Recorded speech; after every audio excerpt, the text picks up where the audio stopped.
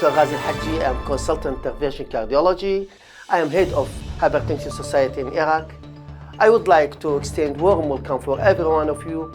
I am pleased to be part of educational initiative called the 5 Minutes That Matter in Cardiology program.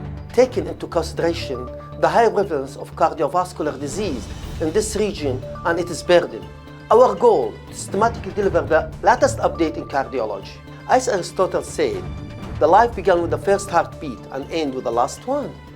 Ironically, while we know how and why the heart stopped beating, we don't know entirely about the first beat.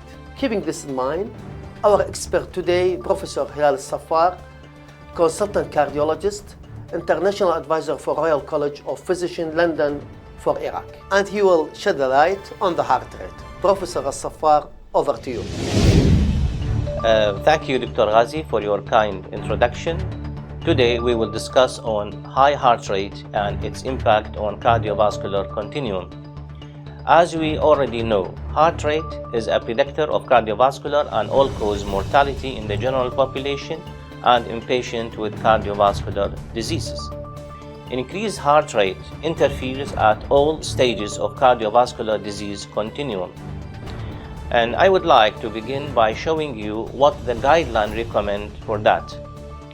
The ESC/ESH 2018 guidelines for the management of arterial hypertension recommends measuring heart rate alongside blood pressure, as resting heart rate more than 80 beats per minute influences cardiovascular risk in patients and is an independent predictor of cardiovascular morbidity or fatal events in hypertension.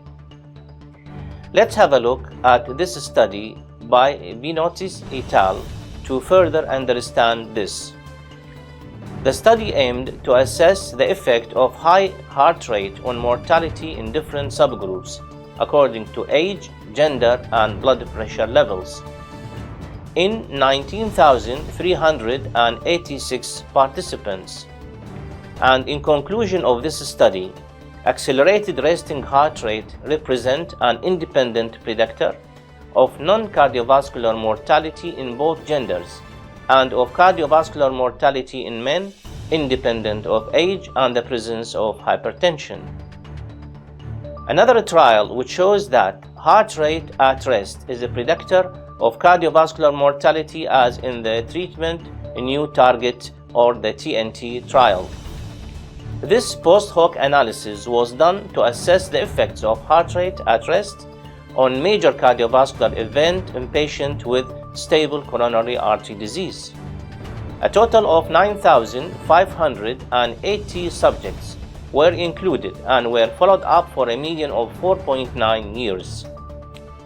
The rate of major cardiovascular events was 11.9% in those with a baseline heart rate of equal or more than 70 beats per minute, versus 8.8% in those with a baseline heart rate of less than 70 beats per minute.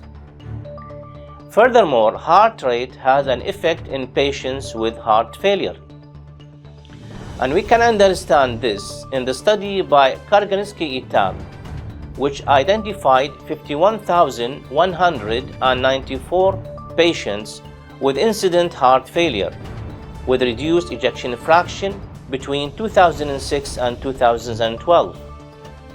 It was seen that in patients who had pulse rate equal or more than 70 beats per minute, both at the time of diagnosis and during follow-up, there was a 36% increase in all-cause mortality, 25% increase in all-cause hospitalization, and 51% higher rate of heart failure hospitalization in HFrEF patients.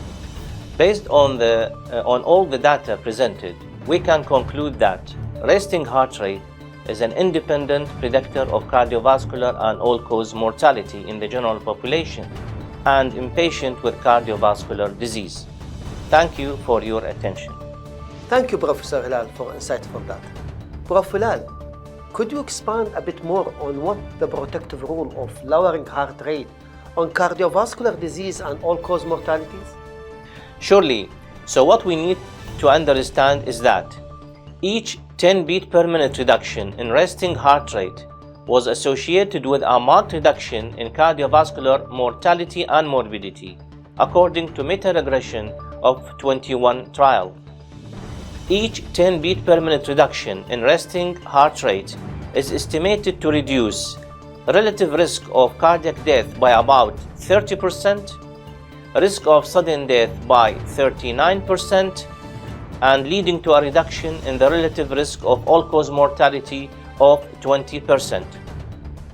Hypertensive individuals with high resting heart rate equal or more than 80 beats per minute were found at greater risk for cardiovascular and all-cause mortality when compared to those with hypertension and lower resting heart rate of less than 60 beats per minute. Thank you very much, Professor Hilal. That's all from us today. Thank you for your attention and stay tuned for the next video with the 5 minutes that matter in cardiology program.